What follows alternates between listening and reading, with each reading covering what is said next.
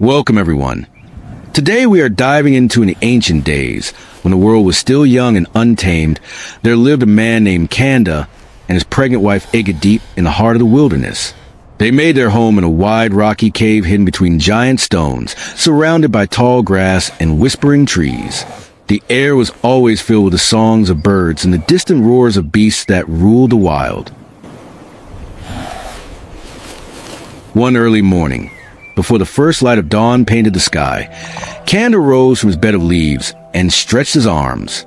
The air was cold, and a thin mist drifted over the valley. He reached for his hunting tools, a sharp stone spear and a wooden club polished by his hands over time. Turning to his wife, he spoke softly. "Agu, rest well. I will go hunt for our meal today. When the sun returns to the mountain, I will be back." Aga smiled faintly, rubbing her belly. "Be careful, my husband. The wilderness has many eyes." Kanda nodded and stepped out of the cave. His bare feet pressed into the damp soil as he moved quietly through the tall grass. About a kilometer away from their cave, Kanda stopped suddenly. He knelt down and studied the ground. Fresh footprints. The shape and size told him it belonged to a warthog. Excitement filled his heart. "This will be our supper," he whispered to himself. He followed the tracks carefully, crouching behind bushes and trees, his eyes sharp and steady. After a long search, he finally spotted the warthog grazing near a cluster of rocks. Kanda's heart pounded. Slowly, he crept closer, raising his spear. The warthog lifted its head, sniffing the air, but before it could run, Kanda hurled his spear with great strength. The weapon struck true. The beast gave a short cry and fell to the ground. Kanda approached the animal and thanked the spirits of the land for the successful hunt. He cleaned the meat and carried it back toward the cave, the weight heavy but his spirit light. When he reached home, Aga was sitting by the cave entrance, her face bright with relief and joy.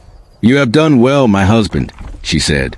Kanda smiled proudly and laid the meat down. He then gathered firewood from nearby trees and stones, arranging them carefully. Soon, a fire crackled, sending up warm orange sparks that danced into the darkening sky.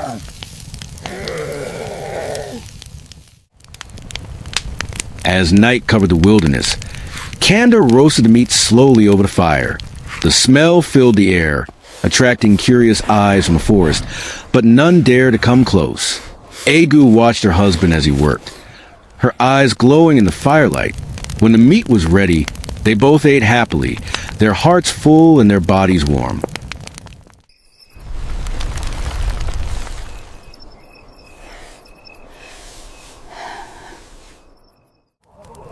After the meal, Kanda prepared a soft place in the cave for them to sleep. The night was alive. The distant trumpeting of elephants, the heavy steps of rhinos, the wild calls of horses, and the deep roaring of lions echoed through the wilderness.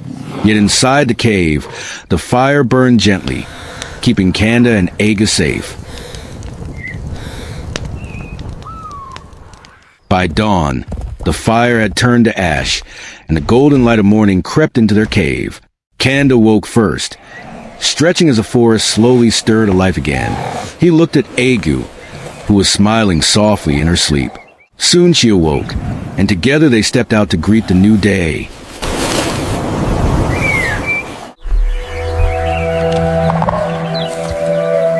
The air was fresh, the sky clear. "Let us walk a little," Aga suggested. "I want to see the world before the sun grows hot."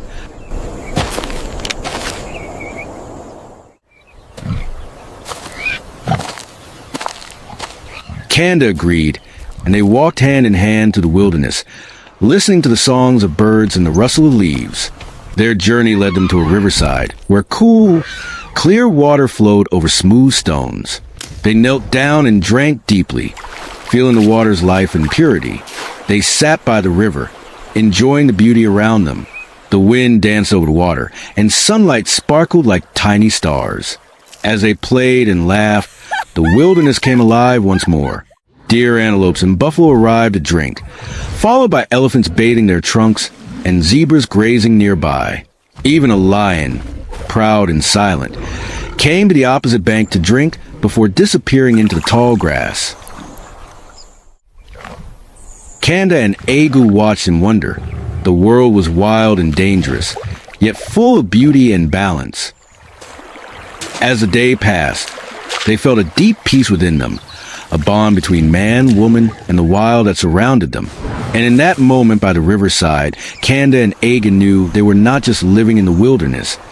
They were part of it. Thank you for joining me on this journey into the past. I hope this story resonates with you and inspires you to cherish your loved ones and the bonds that keep us strong.